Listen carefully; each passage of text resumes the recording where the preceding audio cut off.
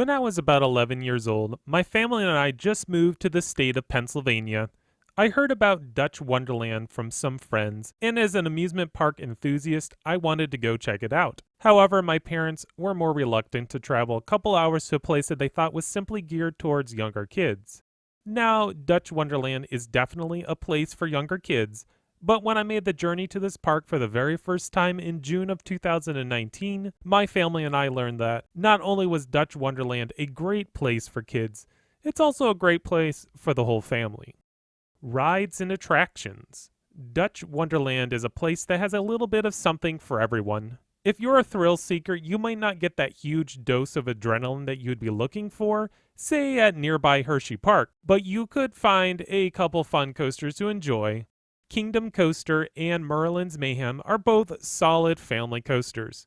Merlin's Mayhem actually packs a decent punch for a family suspended coaster. Unfortunately, my daughter was an inch too short to ride either attraction, but I know that by next year she'll be able to enjoy these attractions with everyone else. The park has multiple transportation attractions that all ages can enjoy. There's the Wonderland Special, which is their train ride, Dragon's Lair, which is like this boat ride but with some like animatronics and theming, Sky Ride, just your typical ski lift type ride, monorail, turnpike cars, and gondola cruise. In the back of the park, there's also an area called Exploration Island. It's where the turnpike cars and the gondola cruise are located, but it also has this giant sandbox for kids to play, basically a place where they can dig for dinosaur bones. And then there's a small walkthrough that has animatronic dinosaurs. If you have any kids that are into dinosaurs, they are going to love this section of the park.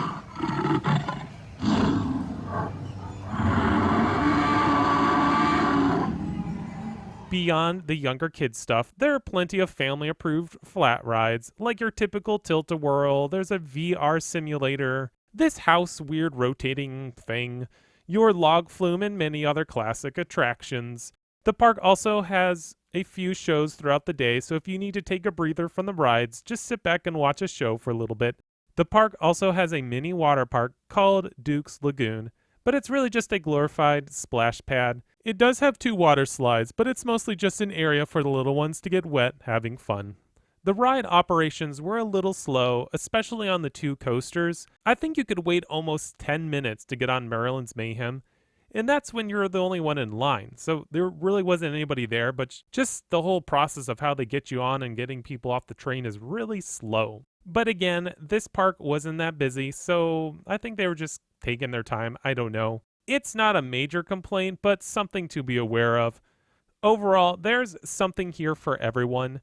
Sometimes it's nice just to take a slower pace at the park and enjoy some lesser thrilling but still fun attractions. All in all, I'm giving Dutch Wonderland a score of 9 for their rides and attractions.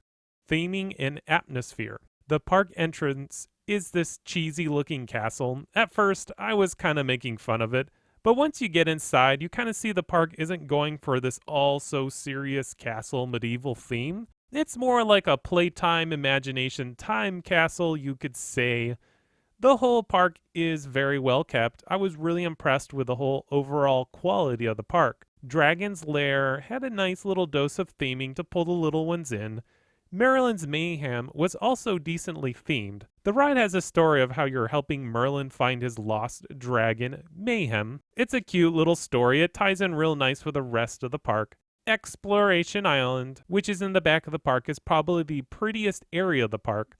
The foliage is nice looking. The dinosaur animatronics are also pretty decent, especially for a small regional family park. You can see that whoever is in charge of the landscaping and the overall park maintenance take pride in their work. The park is clean, and since 90% of the park is covered by trees, it's well shaded, which really helps on hot summer days. Overall, Dutch Wonderland has a nice charm about it, something that exceeded my expectations. Please note, this is no Busch Gardens, but when looking at this as a smaller park in Pennsylvania, it exceeds the bar. I'm giving Dutch Wonderland a score of 9 for theming and atmosphere. Park food. Just like every other amusement park, Dutch Wonderland has your typical offerings. There's really nothing here that stood out at me, but know if you're looking for traditional eats, Dutch Wonderland will have you covered. The prices are rather reasonable, nothing outrageous. A score of 6 for food is about right. Park staff. When you take into consideration that a score of 5 is average, I'd say Dutch Wonderland sits somewhere around a 7. I think Dutch Wonderland does a decent job with their staff. I did mention that some of the rides had slow operations, so that's there to consider, but overall, it's what you would expect, maybe a tad better. I saw many of the staff greeting guests with smiles, doing what they can do to please their guests. I don't have much more here to say, so yeah, a 7. Park value. If there is another amusement park I would compare Dutch Wonderland against, that would be Idlewild. However, when you compare admission at both parks, I'd say you get more out of Dutch Wonderland than you do at Idlewild. Admission will cost you somewhere around $40. It's reasonable, but I think they might do better with families if it was like a free admission style system like Knoebels. But I could be wrong here. But regardless of the system, I wouldn't say Dutch Wonderland is overpriced. You can find some discount tickets as well, so it makes it a little bit more reasonable. There's enough here to keep families entertained for the whole day. As for the parking, I think it's about $7, which isn't that bad, especially when a Cedar Fair or Six Flags Park will put you back at least $25. Dutch Wonderland earns a score of 8 for park value. Alright, my final score comes to 7.8, which is a good score. Please remember that Dutch Wonderland is a place that's meant for families. So if you're looking to be thrilled to the max, Dutch Wonderland isn't the place for you. However, I do think that you should consider checking this place out. It has enough charm and 2 decent family coasters to entertain you for a couple hours. Families can spend an entire day here and have a fun time. Between the shows, rides, water park area, your kids will be having fun non-stop. If you ever decide to make your way over to Lancaster, Pennsylvania, don't forget to check out this little gem of a park.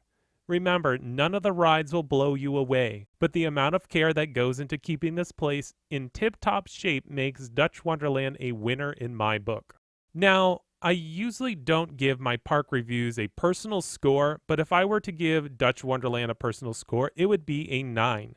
I really enjoy taking my daughter here. I look forward to taking her back when she can enjoy all of the rides together.